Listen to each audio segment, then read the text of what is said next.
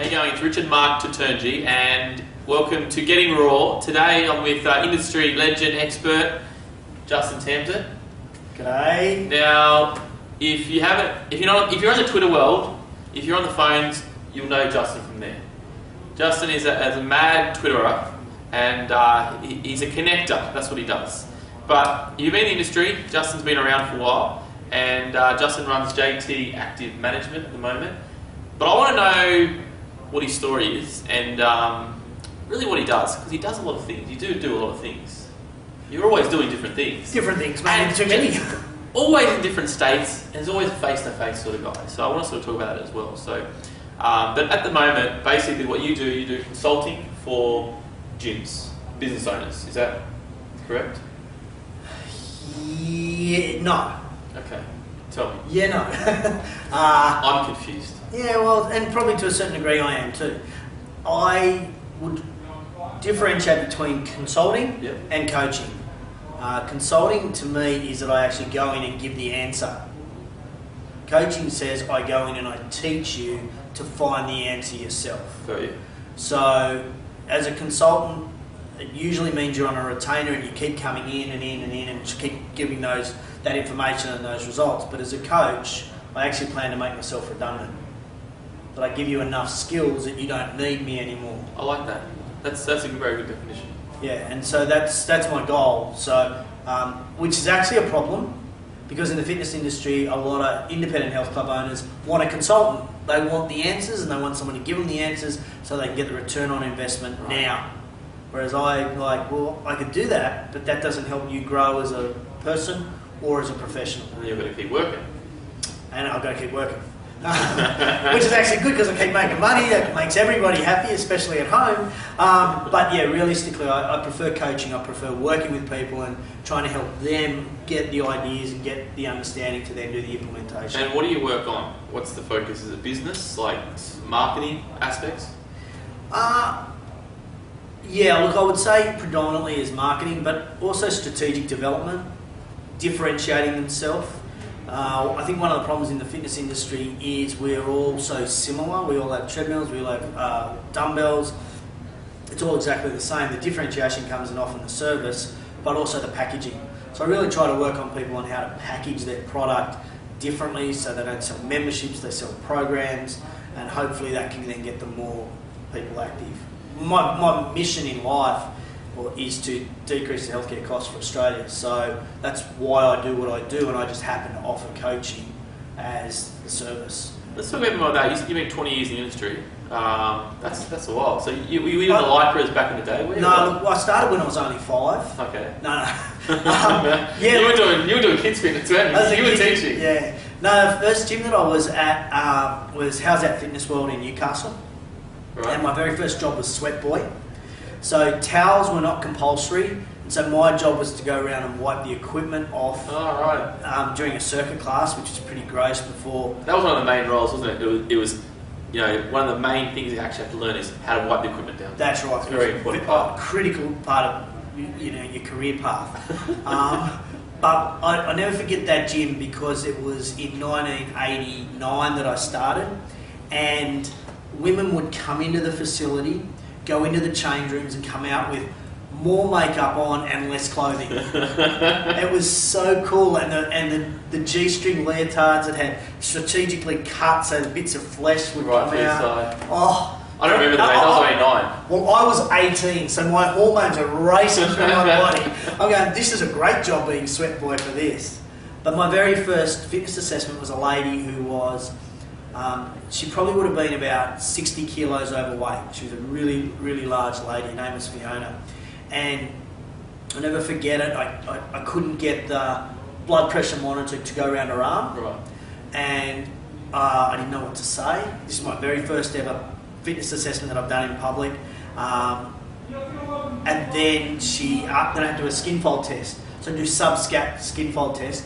And the skin calipers wouldn't open far enough. It's only this much, don't yeah. I'm like, you need industrial size. And she turned around and she said, don't worry, just put down heaps. And I went, oh, you make me feel so much better. Is that what you said to her? Yeah. Because you could see how awkward I was feeling. Right. Because I was brand new in the fitness industry. This is my second or third week working, and I've got this. Yeah. And you're not trained to deal with. Hasn't it really come a long way? Like, Well, I think it has in a way, but in another way, it's that communication to be able to make people who are overweight or unfit feel comfortable. Right. And she really made me feel comfortable.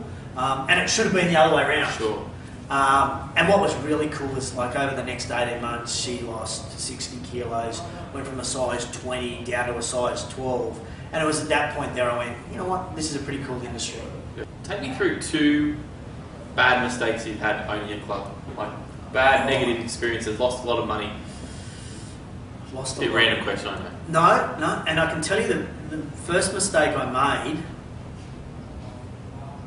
was in our very first marketing piece, brand new club. Marketing piece goes out. Actually, it was our second club. So it wasn't even our first club, so I really got no excuse for this. But our second club, we'd open, we put this beautiful flyer out. It was our Open Now flyer. Out it goes.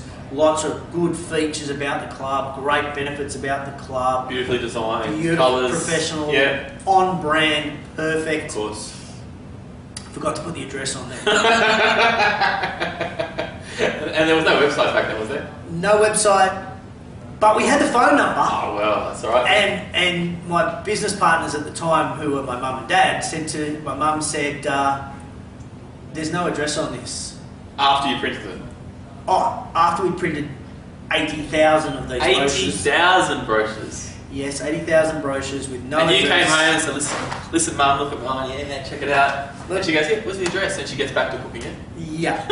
And I said, well, Mum, you see, you don't go to any fitness conventions, so you don't know about the fitness industry. Here's how it works. We want people to ring up, and then we give them the address. And she's like, you're so full of it, Justin. So, yeah, that was probably... All right, so really check your documentation by your mother beforehand. Yeah. Well, actually, when I talk about marketing, I always say give whatever marketing piece you've designed to a 12-year-old, someone who can only just learn to read. That's a really good idea. And if a 12-year-old can read your marketing piece, and at the end of it you say, now what do you have to do, they know exactly what to do. If they know that they then have to pick up the phone or go to your email or go to your website or walk into the club, if they can tell you, then it's a clear message. That if they can't tell you... That's a golden nugget. I like that. What's You can number 2? use that. I will use that. I'll rebrand that. You rebrand that. Second one really came down to, and this was a really expensive and personal mistake that I made, and that was I was of the belief, because I love work. I just love doing what I do, and to the point where I go, well, it's actually not work. This is fun. Sure. I love it. I think a lot of people in the situation. Yeah, because we're passionate about what we do. Passionate. That's why we're in the industry, aren't we? Yeah, and I let my health get in the way. Well, I didn't look after my health, and I got a chronic illness. And when I was in hospital, I said to the doctor, what causes this? And they said, we really don't know. We don't know what causes this illness at all. And so I was talking to the nurses and trying to do some research, and what we found out when I researched was that it's an illness that's caused by stress. Really? And I had never ever considered myself stressed.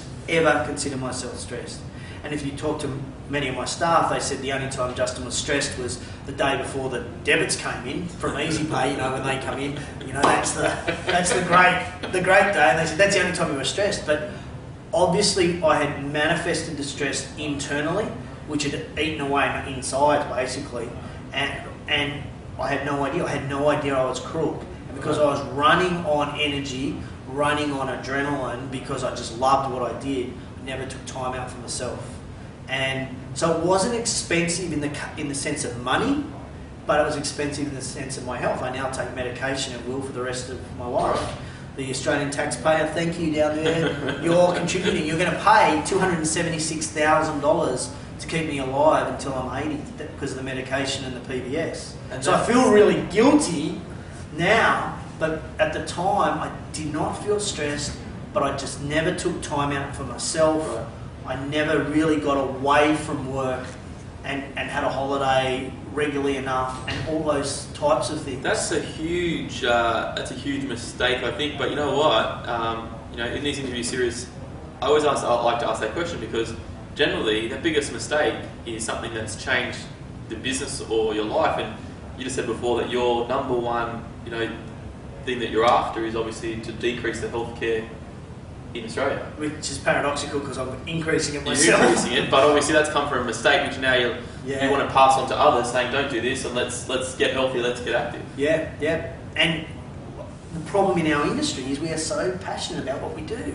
Talk to personal trainers. There was an IDEA survey that came out and they said that the majority of personal trainers reduce the amount of exercise they do once they become a personal trainer. Yeah. Because it's the last thing they want to be doing. Yeah, So you need a hobby, you need an outlet, you need something outside of business, which I also believe keeps you more productive and keeps your mind fresher. And I look back now and go, I wonder if I would have made more money, I wonder if I would have been more successful as a business if I'd taken more time out of the business. And we were speaking the other day, and we were talking about pushing, getting push, and you're working for this big goal, and then you got to have that rest, and that rest period is when you actually recuperate, recover, and actually then can go again, and you can think clearer as well. So it is vitally important. But with an industry like this, when you're passionate, when you're out doing the aerobics with the leotards, when you're doing the personal training clients, you don't think it's work. You don't, and it's. But it is work. It is work, and you got to take that time out for yourself. It's my biggest regret in life, and now it's it doesn't give me a disabled sticker, so I can't park in disabled parking. But it's there, and it's medication. It doesn't affect what I eat. It means that I can't drink alcohol anymore, which many of my friends are happy about. But it's an interesting situation to be in, and it's something that I never ever imagined myself in. And especially getting involved in the industry. Because you're active, and I was teaching classes, I was active, but the stress was manifesting itself and never came out. I never released it. So I really encourage everybody out there who's watching Raw to have that outlet, to have that time out from the business for themselves. But I honestly believe it will also improve the productivity and the efficiency of your own business. It will definitely improve that. All right, that's some good two big mistakes. So going forward now, obviously you've got active management, and how many clubs and people you're dealing with on a sort of monthly basis? We've got about 50 clients that we work with at varying levels. Everything from doing one-to-one coaching to group coaching and coaching weekly, monthly, fortnightly. So, we pretty much help a lot of different people. Sounds good. Well, Justin's another expert on Meet Your Fitness marketing as well, so you can check him out. And if you're not on Twitter as well, you're on there. You connect, so you find him on there, and all your problems will be solved over there. So. Yep, love to see you on Twitter. I'm at JT Active MGMT, Active Management. And your website, what's that? Active Management MGMT, so ACTIVE MGMT.com.au.